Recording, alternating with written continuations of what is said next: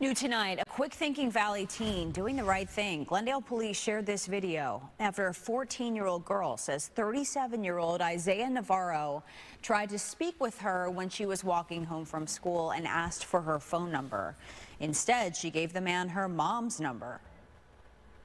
Then he's like, okay, and he's like, do you want to exchange numbers so we can, like, I don't know. He said, like, do you want to exchange numbers, something? I was like, no, I have to get home. My mom's expecting me, and I can't talk to strangers. And he just kept on asking. And then I was like, okay, whatever. So I gave him my mom's number, and then I walked away. Good job. Amazing job. Yeah, very heads up. Yeah, really smart. Her mom got detectives involved who carried on a conversation through text with 37-year-old Isaiah Navarro. The man was trying to meet up with the girl, knowing that she was 14. Instead, he met officers who placed him under arrest. Just in tonight, an East Valley teen violence suspect is heading to prison. Kyler Renner was sentenced today after pleading guilty in 3 separate cases. 2 involved drug charges. The other was an assault at a downtown Gilbert parking garage from December of 2022. The 19-year-old was sentenced to 2 years in prison for drugs and aggravated assault charges. It's been nearly a year since the Casa Grande community was shaken by the shooting death of 17-year-old Haley Stevens. Now new tonight, a 14-year-old charged in her death has been found guilty. Fox 10's Kenzie Beach spoke with some of Haley Stevens' friends who testified in her murder case, who say their lives were forever changed by a 14-year-old boy who brought a gun to a party. Happy birthday, dear Haley. We've been friends since elementary school, most of us. It's been unbearable. Everything we do reminds, like anything that happens reminds us of her. Haley Stevens was on the cheer team, a straight-A student at Casa Grande Union High School. She was really excited to graduate.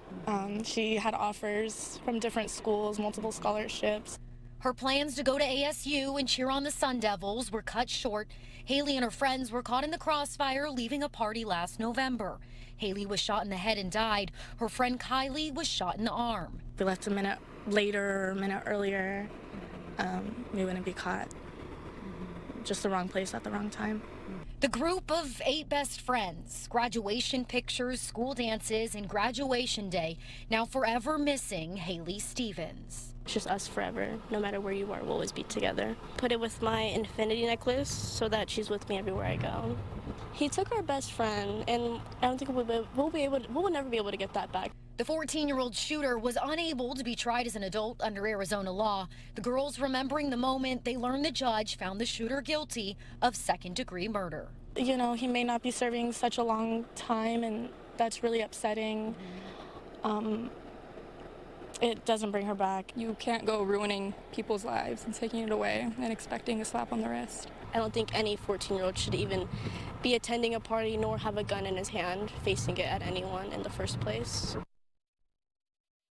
We are learning more about the man accused of setting fire to a Phoenix mailbox and in the process burning about 20 ballots that were inside this morning. Fox 10's Lauren Clark just spoke to police and joins us live to reveal this kind of strange motive. Yeah, this is an odd one, Christina and John. There was some concern that this was politically motivated, as close as it is to election season, and the fact that it's time for those mail-in ballots to be sent into the post office. However, the suspect told police officers that was not the case. Instead, he said he wanted to get arrested. It's unclear as to why that was his goal, but police are still investigating the impacts of this. It's awful. At this Midtown post office near 7th Avenue and Indian School, people can't believe it. It's not right. An empty spot where a mailbox used to be after it was intentionally lit on fire. Pretty appalled. It all began just before 1 a.m. Phoenix firefighters arrived to a blue drive-up collection box on flames. Among the mail, 20 burned election ballots. Suspecting arson, investigators started collecting evidence. That video surveillance was obtained That, along with some other leads, led them to a potential suspect. Hours later, they arrested 35-year-old Dieter Klofkorn. Has a decent history with Phoenix Police Department and the valley surrounding. Public records reveal a man with the same name and birth date has a slew of past mugshots. When he spoke to detectives, they say he confessed to using a lighter to light up a piece of paper and then threw it into the mailbox. Assured by the suspect he didn't know what was inside the mailbox. He didn't know if there was ballots or any kind of election elements in there at the time, and that was not his goal. This was not politically motivated. This was not related to the election in any way. Meanwhile, Mayor Kate Gallego insists that any attempt to interfere with the election will not be tolerated. Threats are not okay. Some of these intents to intimidate are deeply illegal and will be prosecuted at the full extent of the law. Okay, so what if you dropped off your ballot here? Well, County Recorder Stephen Richer said in a statement you can check your ballot status at the ballotready.vote. The site will typically show if it was delivered within 20 or 72 hours.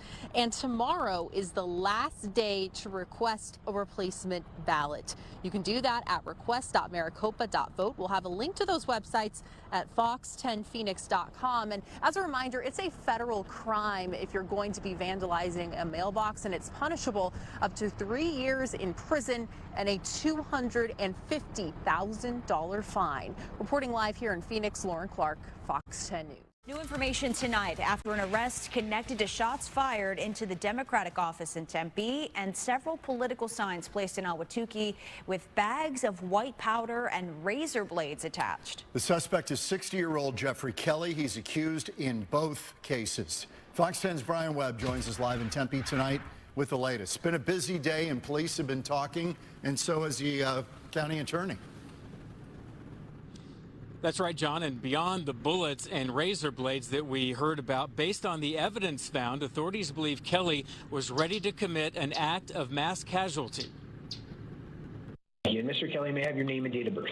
Jeff Kelly, date of birth 2/16/64. Jeffrey Kelly in court today facing a judge and several charges, including criminal damage and terrorism. His attorney pleading his case. In that they're trying to tie some sort of connection between two different incidents, two different license plates, and attribute that to Mr. Kelly. It looks like moving day at Kelly's Ahwatukee home, but those aren't movers. They're federal agents searching the house and garage. The ATF told prosecutors they found 120 guns with 250,000 rounds of ammunition, along with scopes, silencers, and body armor, along with the SUV in question. There is a Toyota Highlander that was covered in his garage in hiding. Also found in the home were 2 license plates that were the same license plates that were used in the 2 offenses that were caught on camera. Court paperwork shows agents found 3 spent shell casings in Kelly's trash can, a Google search of the DNC Tempe office hit by 3 bullets, along with social media posts of a political nature. He was a little strange, really a loner. It's a shame. He seemed like a nice guy. And as you always hear, he was quiet, stayed to himself. So who knows? Interested to see. Late today, Tempe police revealed how they caught Kelly, including surveillance video and license plate readers connected to the SUV found covered in blankets inside Kelly's garage. Let me be clear. Justice does not have a political party. The Tempe Police Department will uphold the law and protect everyone. And I want to be very clear as the Maricopa County Attorney. Threats, intimidation, or violence toward political officials, no matter what party they are a part of, are completely unacceptable. 2 years ago, Kelly was suspected of messing with political signs, but no charges were filed. He's behind bars on a $500,000 bond, and no one, by the way, was hurt in connection to any of these crimes. Live in Tempe, Brian Webb, Fox 10 News.